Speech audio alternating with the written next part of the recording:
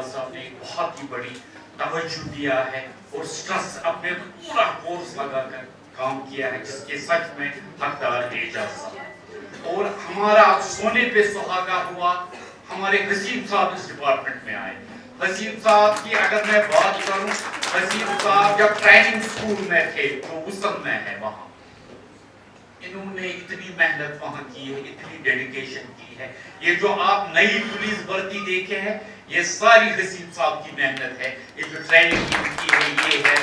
तो मुझे लगता है ये हम लोगों की खुशकिस्मती है कि ऐसे डायनामिक ऑफिसर्स हमें मिले हैं।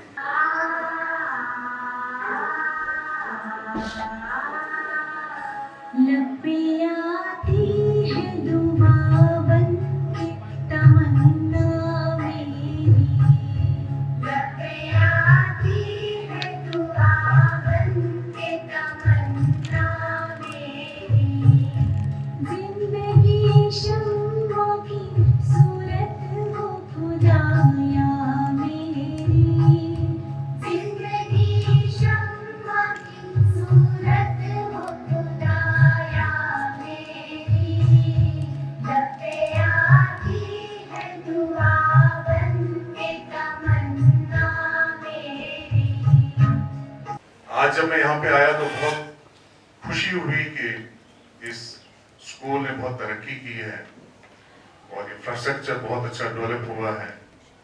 एनवायरनमेंट तो यहाँ पे ऑलरेडी बहुत अच्छा था ही, और मुझे उम्मीद है कि यहाँ के बच्चे हर फील्ड में एक्सेल कर रहे होंगे।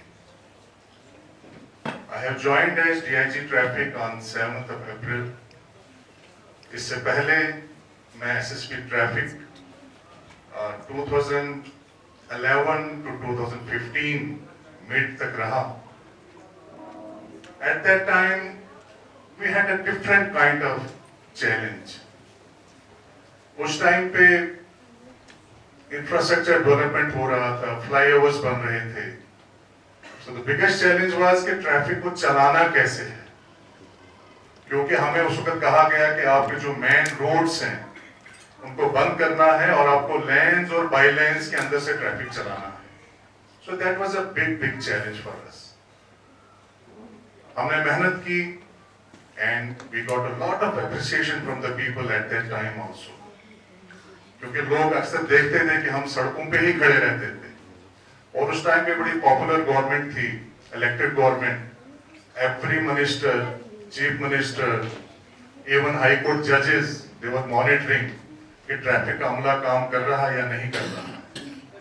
और अक्सर हमारी पेशी कहीं ना कहीं होती रहती है कि एवरीबॉडी वांटेड स्मूथ पैसेज, चाहे वो रॉन्ग जाए सही जाए, तो हर बंदा कोशिश करता था कि मुझे बिल्कुल स्मूथ और सेफ पैसेज मिले। So that was another challenge. Aahista Aahista हमने सोचा यार जो ट्रैफिक में हम आए हैं, this is a thankless job. आप कितनी भी मेहनत करो, अगले दिन पेपर में हम पढ़ते थे कि ट्रैफिक ने ऐसा किया, ट्रैफिक की यहाँ वायलेशन हो रही है। तो फिर हम सोचते थे यार अब इतनी मेहनत के बावजूद भी ट्रैफिक को क्रिटिसाइज क्यों किया जाता है।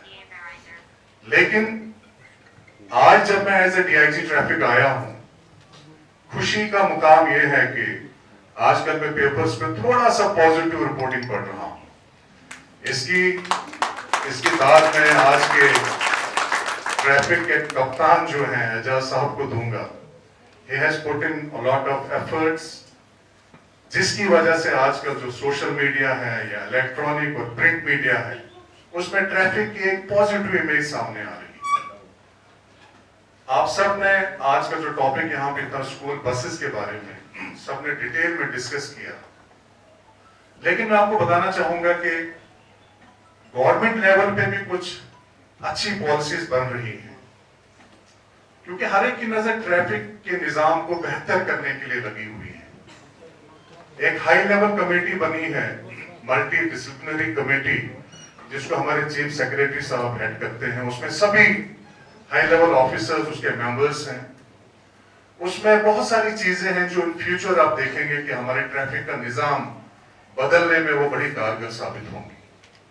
जब मैं वो पूरी रिपोर्ट पढ़ रहा था, उसमें intelligent traffic management system, intelligent traffic lights, उसके साथ साथ जो इंजीनियरिंग डिफेक्ट्स हैं पूरी सिटी में, चाहे रोड्स में हैं, कर्व्स पे हैं और बाकी इंफ्रास्ट्रक्चर में जो कमी है उसको दूर करने की कोशिश की जा रही है।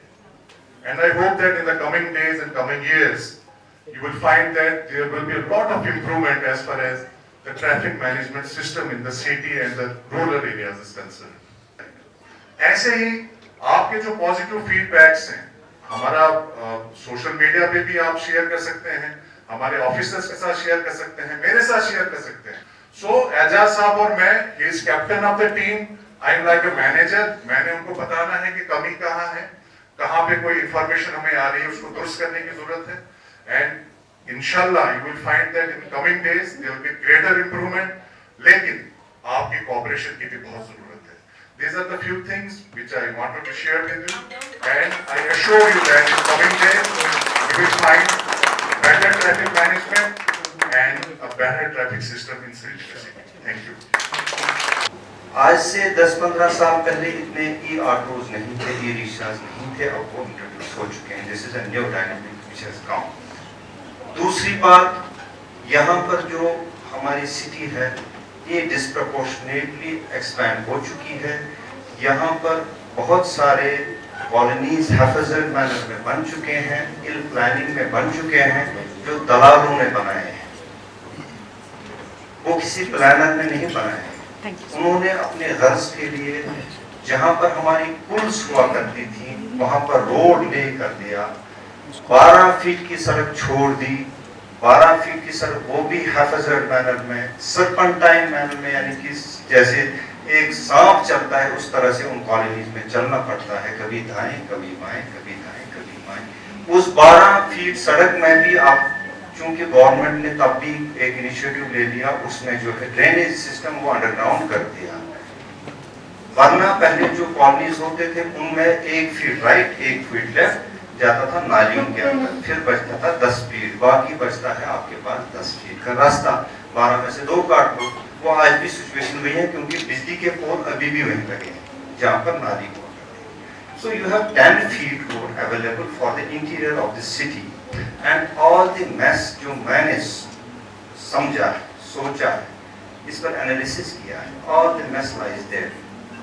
अभी शौकत साहब ने या जितने भी स्पीकर्स थे, तारिक साहब ने, या जो आज का इनिशिएटिव येलो थीम का जो आप बात कर रहे हैं, इसकी जो जेनेसिस मैंने जो स्कूल्स अथॉरिटीज के साथ बात की, प्रिंसिपल हजरात को हमने लाया, उनसे बात की, भाई ये क्यों हो रहा है, वैन्स क्यों आ रहे हैं, वैन्स को हम कैसे निकालें। उसमें एक अहम इशू ये आया कि कॉलोनी से मेन रोड तक लाने के लिए जो बच्चों को आना पड़ता है वो दुश्वार है। ये वैन्स जो हैं ऑन द डोर स्टेप इनको उठाते हैं और अपने स्कूल्स तक पहुंचाते हैं, जो कि एक स्कूल बस नहीं कर सकते, क्योंकि इंटीरियर रोड में इतना रोड, जैसे मैंने कहा कि availability of road space is not that much कि स्कूल की बस अंदर जाके बच्चों को उठाए। एक कंफर्ट लेवल बन चुका है हमारे जो है पेरेंट्स के लिए और जो वैन ऑपरेटर्स के लिए। दूसरी बात, इकोनॉमिक्स की बात होती है। सारा कुछ जो है इस दुनिया में मुनहसर होता है पैसों पे। आपकी जो है दुनिया इसी से चलती है। जहां आपको 10 पैसे का फायदा हो जाए, इंसान वही काम करता है। पेरेंट्स खुदगर्ज बन चुके हैं, अपने बच्चों को वो नहीं देखते हैं कि इनको कितना ये नुकसान पहुंचाएंगे। वंस एन एक्सीडेंट हैपेंस तो उसकी जिंदगी उसी वक्त या तो वो रोना लंगड़ा हो जाता है या फिर अपनी जान गंवा बैठता है। तो दोनों सूरतों में इसकी जो है बर्डन पेरेंट्स को बहुत पेनफुल बर्डन हो जाती है, जो उनको लाइफ लॉन्ग उठाना पड़ता है। एक ट्रॉमा होता है पूरे घर के लिए, लेकिन समझता कोई नहीं है। खुदगर्जी इतनी है कि अब वैन्स तो कुछ चलो फिर भी चीज ठीक हुई, अब तो ई-ऑटो तो ई-रिक्शा में भी पेरेंट्स भेजने लगे हैं बच्चों। हम रोज ड्राइव करते हैं। मैंने जैसे कहा कि हम आप पर कोई एहसान नहीं कर रहे हैं, लेकिन हमारी जो मेंटल हेल्थ है वो अफेक्ट हो चुकी है हमारे ट्रैफिक कॉप्स की। अगर मैं आपको एक स्टैट्स दे दूं, पिछले 1 साल में हमारे 10 कॉप्स को गाड़ियों ने हिट कर दिया। उस 5 कॉप ऐसे हैं जो कि बेड रिडन हैं, जो कि मुझे नहीं लगता लाइफ लॉन्ग वो बेचारे अच्छी तरह से अपनी जो है प्रीवियस जिंदगी जो थी वो उनको वापस आ जाएगी। किसी के तो हिप डिस्प्लेसमेंट हो चुकी है, किसी को तो ये जो है फीमर बोन पूरी टूट चुकी है, किसी का ह्यूमरस बोन पूरा टूट, किसी के रिब केज टूट चुका है। तो सभी ट्रॉमा में है इस वजह से कि हमारा जो ट्रैफिक है उस पर दबाव काफी है। ट्रैफिक कॉप पे सुबह लोग एक्सपेक्ट कर रहे हैं हम निकलें, जब ये बसें निकलती हैं 8 बजे 7:30 बजे के करीब अपने बच्चों को लेने के लिए, उस वक्त भी ट्रैफिक कॉप होना चाहिए, वो इनको एनफोर्समेंट करना चाहिए, देखना चाहिए कितने हैं बच्चे, कितने हैं, क्यों आ रहे हैं, वैन्स में क्यों आ रहे हैं, ओवरलोड क्यों है, ये हमें देखना है। आई एम सॉरी टू से I am sitting in school, लेकिन स्कूल्स ने अपनी रिस्पॉन्सिबिलिटी से उसको छोड़ दी है। Schools की responsibility, it would have been very easier for school to take such vans into account, take such parents into account. आज की दुनिया में पेरेंट्स 40% ऑफ देयर जो इनकम है वो बच्चों की तरबियत पे करते हैं खर्च। उनके लिए सबसे ज्यादा जो इन्वेस्टमेंट जाता है वो बच्चों पे जाता है, उनकी तालीम पे जाता है। तो अगर जो प्रिंसिपल हजरात हैं, अगर वो पेरेंट्स को प्रेशराइज कर लें कि ये वैन्स में बच्चे न लाएं, अगर कोई लाता है तो he would be thrown out of the school, easily ये मसला हल हो जाएगा। इजीली ट्रैफिक कॉप को कुछ करने की जरूरत नहीं, दे आर नॉट डूइंग, अपनी खुदगर्जी है, सारा कुछ जो है समझते हैं हम कश्मीरी हैं, आप भी हैं मैं भी हूँ। हमारी जो तबीयत बन चुकी है ओवर द सेंचुरीज, वो इतनी खराब हो चुकी है कि अपने हमारे जीन्स में पड़ा है। कभी कभार मुझे लोग कहते हैं हम ऐसा क्यों हैं, कोई Kashmiris are like that, why we are not observant to any type of rules. Traffic rules को छोड़ दीजिए, जहां भी हमें मौका मिलता है हम फ्लाउट करने की कोशिश करते हैं, चाहे वो कानून हो चाहे रूल्स एंड रेगुलेशंस हो। कहीं डॉक्टर के पास जाना हो ना, उसके कंपाउंडर के रिश्तेदार को फोन आ जाता है, मुझे सबसे पहले छोड़ना है। अंदाजा लगाइए, हमें कहीं पर अगर बस स्टैंड पे जाना है, बस स्टैंड पे भी आपको जो है कोई ना कोई एमिसरी साथ में होना चाहिए। एजाज साहब से मिलने जाना है तो तारिक साहब साथ होने चाहिए। ये हमारा जो कल्चर है ना, सिफारिश culture, contact culture, non belief in the system में हमें बिलीफ ही नहीं है पहले, क्योंकि हमारा जो कल्चर इतना बिगड़ चुका है। और वो जो हमारा साइकोलॉजिकल प्रॉब्लम, वो जो जिसे कहते हैं कि शीप मेंटालिटी, होड़ एक दूसरे के पीछे, दूसरे जो एक करेगा वही दूसरा करेगा, तीसरा करेगा, चौथा करेगा। एक्चुअली सर मैं बहुत डिस्कस करना है मुझे, it would take an hour at least, लेकिन मैं उतना वक्त दूंगा नहीं। मैं 2 चीजों पे यहाँ पर फोकस करूंगा जो कि हमें एक सोसाइटी समझने की जरूरत है। वन इज साइंस एंड दूसरा इज साइकोलॉजी। ये 2 चीजें हैं जो कहीं भी गवर्नमेंट को चलाती हैं, सोसाइटी को चलाती हैं। सर जो आज का प्रोग्राम है हमने इसलिए रखा है क्योंकि हम देख रहे हैं कि पिछले चंद सालों में जो स्कूल ट्रांसपोर्ट है उसकी हालत बहुत खराब हो गई है। पहले मैं जिक्र करूंगा एसपीसी साहब का, एजाज साहब का, मेरे हमसाए भी हैं, लेकिन इन्होंने जो काम पिछले 2 साल में किया है यहाँ पे, मुझे समझ नहीं आती कि रिसोर्स भी वही हैं, अमला भी वही है, सड़कें भी वही हैं, ऐसी क्या चीज होगी कि आपने बिल्कुल यू टर्न में ट्रांसपोर्ट को कर दिया। और एजाज साहब, हसीब साहब, मैं बताना चाहूँगा कि ट्रैफिक की ठीक नहीं हुआ, आप मुझे मालूम नहीं कि इससे आपने इकानमी का पहिया दोबारा चला दिया। जो इकानमी हमारी बैठ रही थी बिकॉज ऑफ ट्रांसपोर्ट मैनेजमेंट के, यहाँ से गाड़ी नहीं चलानी है, यहाँ गाड़ी नहीं रोकनी है, आज तो स्मूथ चल रहा है, हमारा बिजनेस भी चल रहा है, हमारी चीज़ें भी चल रही हैं और ट्रैफिक भी आराम से चल रहा है। हाँ, कई जगहों पे कुछ वक्त में जैम वगैरह हो जाता है। और ख़ास तौर पे आप हम स्कूल की जो ट्रांसपोर्ट उसके बारे में बात करना चाहेंगे। हमने स्कूल अपना 2014 में शुरू किया और मुझे मालूम है कि उस वक्त हर स्कूल के पास अपनी येलो बसें होती थी, वैनें होती थी, और कुछ बसें थोड़ी सी प्राइवेट होती थी, प्राइवेट वैन्स, ओनली 10%। लेकिन आज ये हालत हो गई है कि स्कूल की जो ट्रांसपोर्ट है वो 40% पे पहुंच गई है, और जो प्राइवेट है वो 60% पे पहुंच गई है। सर, वो जो 60% लोगों ने यहाँ पे लगाई है, अब आप कहेंगे जी फिर स्कूल वाले क्यों नहीं लगा पा रहे? जब स्कूल की गाड़ी में बच्चे ने बैठना है तो पेरेंट्स की डिमांड है कि जी इसमें एक सीट पे मेरा एक बच्चा बैठेगा, और उसी हिसाब से, क्योंकि स्कूल एक ट्रांसपोर्टर नहीं है, उसी हिसाब से एक कैलकुलेशन करके उसका फीस बना दी जाती है, ट्रांसपोर्ट चार्जेस। लेकिन जो प्राइवेट है, मैं उसमें आप अगर चेकिंग करवाएं, अपने एम्प्लॉय को पूछें, 8 अगर वैन में या 7 या 8 बच्चे बैठे हैं, उसमें 14 से 15 बच्चे बैठे हैं, और इसका फायदा खाली उसको दे दिया गया है पेरेंट्स को कि जी 500 रुपया का। तो पेरेंट ये नहीं सोच रहा है कि मेरा बच्चा किस हालत में, आधा पौने घंटे का सफर तो है घर से यहाँ तक, वो किस हालत में पहुंच रहा है, वो किस तरीके से पहुंच रहा है, क्या वो ड्राइवर के पास लाइसेंस है, क्या उस ड्राइवर गाड़ी की फिटनेस है, क्या उस ड्राइवर के पास एक करेक्टर सर्टिफिकेट है, क्योंकि हमारे वैन में बच्चियां भी बैठती हैं, हमारी वो भी स्कूल आती हैं, इन चीज़ों की परवाह नहीं होती। तो इसका मैं मेन जिम्मेवार समझता हूँ पेरेंट्स, और उसके बाद स्कूल मैनेजमेंट, और उसके बाद हम अपनी जो हमारी दूसरी मैनेजमेंट है उसको, कि शायद उस तरीके से सख्ती नहीं की, बच्चों को प्रॉपर तरीके से उनकी गाड़ी अंदर लाई जाए, उनको उतारा जाए और वो जाए, और शाम को भी जिस वक्त उनका डिपार्चर हो उस वक्त भी वो पार्किंग लेने जाए, और उनको एक डिसिप्लिन के तौर पर किया जाए। तो मैंने कहा कि पहले मुझे इससे बात खुद करनी चाहिए। I am also president of unaided private school association.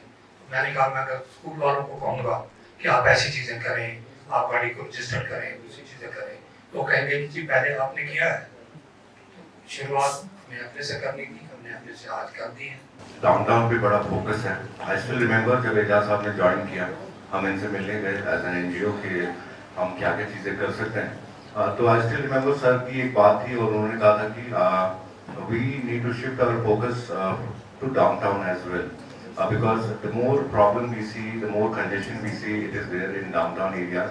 And today we see actually there are traffic officials present everywhere in the city, whether it's upper city, civil lines, downtown. हम कहीं पे भी जाते हैं, हमें एक ट्रैफिक पुलिस ऑफिशियल वहाँ पे खड़ा नजर आता है। बच्चों से एक बात और कहना चाहूँगा that it is not an easy task to do for a human body standing from morning 7 AM to 9 PM in the evening is not easy. आप इमेजिन करें, आपको किसी जगह हम सड़क पे खड़ा कर देते हैं और कहते हैं कि आपको सुबह 7 बजे से रात के 9 बजे तक यहाँ खड़ा रहना है, और आपको ट्रैफिक मैनेज करना है, वो लोगों की मदद करनी है। So practically अगर सोचे, it is very difficult. It is not an easy thing to do. So whenever you see a traffic official standing on the road, give him that utmost respect. Try to speak to him in a very polite language. It is a privilege to be here today at the International Delhi Public School to speak on a subject that touches every family and every future. The safety of our children. A child's journey to a school should never be a matter of worry. It should be a journey protected by responsibility, discipline and care. School transportation is not merely about buses and roads. It is about trust. Every driver, attendant, teacher and parent becomes a guardian of trust. देखिए जी, आज हमने IDPS international DPS की तरफ से एक programme किया, safety of school transport, जिसमें हमारे DIG सिबुल रहमान साहब और हमारे SSP ट्रैफिक दोनों ने शमूलियत की। तो हमने थोड़ा सा उनको सजेशन दी, थोड़ा सा डिस्कशन हुआ इस बारे में कि जो बच्चे स्कूल आते हैं उनके लिए अब दिन ब दिन सेफ्टी कंसर्न बढ़ता जा रहा है कि अगर वो आते हैं तो क्या वो सेफली स्कूल पहुंचते हैं, क्या वो सेफली घर जा सकते हैं। आपने देखा होगा कि 10 साल पहले तकरीबन स्कूल की अपनी बसें होती थी, हर स्कूल की, जिसमें बच्चे ट्रेवल करते थे। और वो बसें जो होती थी वो पूरे रूल्स एंड रेगुलेशन से चलती थी। लेकिन आहिस्ता आहिस्ता हमने देखा कि जो आउटसोर्स की हमारी वैन्स हैं ख़ास तौर पे, जिनके पास तो एक परमिट भी उस किस्म का नहीं है कि वो बच्चों को बिठा सकें, उनमें शिफ्ट हो रहा है हमारा बच्चों का ट्रांसपोर्ट। हम उन वैन वालों के खिलाफ नहीं, उनके रोज़गार के खिलाफ, लेकिन हम चाहते हैं कि वो अंडर रूल्स एंड रेगुलेशन काम करें। अगर उनको अपनी गाड़ी इन फ्यूचर 1-2 साल में चेंज करनी हो तो वो एक येलो वैन लेके आएँ, और वो स्कूल के साथ जब अटैच हो तो उसके साथ उसकी रजिस्ट्रेशन होनी चाहिए स्कूल की, और स्कूल फिर देखेगा कि उसके पास, ड्राइवर के पास क्या लाइसेंस है, क्या उसके पास करेक्टर सर्टिफिकेट है उसके पास, या दूसरी चीज़ें, और क्या वो ओवरलोडिंग तो नहीं कर रहा है। तो इसके लिए हमने ये प्रोग्राम रखा था कि आज ट्रांसपोर्ट जो है स्कूल का, ख़ास तौर पे उसको लोग आने वाले वक्त में हम देखें। अगर हम आज इसको नहीं देख पाएंगे तो मुझे लगता है आने वाले वक्त में बहुत बड़ी प्रॉब्लम हमारे बच्चों के लिए खड़ी हो जाएगी। नहीं, इस वक्त जो गवर्नमेंट है, आपने देखा कि वो बहुत सारे मसले हल कर रही हैं। स्कीना यतूची हमारी मिनिस्टर हैं, उन्होंने हमारे स्कूलों के बहुत जो बड़े हमारे लिए बड़े इशू थे, बहुत बड़े इशू थे, उनको हल किया है और पूरी तरीके से हमारी बात को सुना है। उसके बाद उसमें डिसीजन लिए हैं। हमने पहले भी शुक्रिया अदा उनका किया है, और नेशनल कॉन्फ्रेंस की गवर्नमेंट का हम शुक्रिया अदा करते हैं कि इससे पहले हमको इस तरीके से नहीं सुना जा रहा था, जो कि अब सुना जा रहा है। और सबसे बड़ा मुबारकबाद हम एजुकेशन मिनिस्टर को ये देंगे कि उन्होंने गवर्नमेंट स्कूलों का जो लेवल है वो भी बहुत हाई किया है जब से आई है। तो और दूसरा, उन्होंने प्राइवेट और गवर्नमेंट स्कूलों की तकरीबन आपस में कोऑर्डिनेशन करवाई है कि इन दोनों को मिल के काम करना है। देखिए, आज एक बहुत ही इम्पोर्टेंट इवेंट यहाँ इंटरनेशनल दिल्ली पब्लिक स्कूल में ऑर्गेनाइज किया गया। शौकत चौधरी साहब का बहुत बहुत शुक्रिया अदा करते हैं, क्योंकि इस रिस्पॉन्सिबिलिटी को अंडरस्टैंड करना कि स्कूल ट्रांसपोर्ट कितना इम्पोर्टेंट है, हमारे बच्चों की सेफ्टी कितनी इम्पोर्टेंट है और क्या क्या चीज़ें हैं जो एज ए स्कूल एडमिनिस्ट्रेटर इनको करनी चाहिए, उन्होंने आज की हैं। जिसमें DIG ट्रैफिक कश्मीर जनाब हसीबुर रहमान साहब ने शिरकत की, SSP ट्रैफिक सिटी श्रीनगर जनाब एजाज अहमद साहब ने शिरकत की, और सिविल सोसाइटी के भी हमने काफ़ी लोग देखे, जैसे तारिक गनी साहब थे जो CCIK के प्रेसिडेंट हैं। सो ओवरऑल अगर देखा जाए तो एक बहुत ही इम्पॉर्टेंट इनिशिएटिव है जो हमारे बच्चों की सेफ्टी के बारे में बात करता है, उनके सेफ ट्रांसपोर्टेशन, सेफ ट्रैवल के बारे में बात करता है। लेकिन इम्पॉर्टेंट चीज़ ये है कि एक कोऑर्डिनेशन ज़रूरी है जो सरकार और स्कूल्स के दरमियान देखने को मिलता है। शौकत साहब ने ये बात भी कही कि वो एज अ प्रेसिडेंट अभी काम कर रहे हैं स्कूल जो प्राइवेट एसोसिएशंस हैं उनके लिए। सो एक अपने स्कूल से उन्होंने ये शुरुआत की है, और हमें उम्मीद है कि सरकार की तरफ से भी जितने गवर्नमेंट स्कूल्स, गवर्नमेंट कॉलेजेस हैं जहाँ पे ये बसेस चलती हैं, वैन्स चलती हैं, उन पे भी ये ख़ास ध्यान दिया जाए, और जितने प्राइवेट स्कूल्स हैं वो भी ऐसे प्रोग्राम्स अपने स्कूल्स में ऑर्गेनाइज करते रहें जहाँ पे ये सीनियर ऑफिशियल्स को बुलाया जाए, एक वन ऑन वन डिस्कशन हो, क्योंकि जब बच्चों के साथ ये सारे ऑफिशियल्स बैठते हैं इन बच्चों को भी काफ़ी कुछ सीखने को मिलता है। We understand that academic education is very important, but with the academic education these sort of interactions are also very important। ये हमारे बच्चों को ग्रूम करते हैं, ये उनको वो नॉलेज प्रोवाइड करते हैं कि जब तक ये 18 साल की उम्र के तैयार हो जाएं, इनको road safety, traffic management, traffic rules, इन सब के बारे में वो इन्फॉर्मेशन मालूम रहेगी।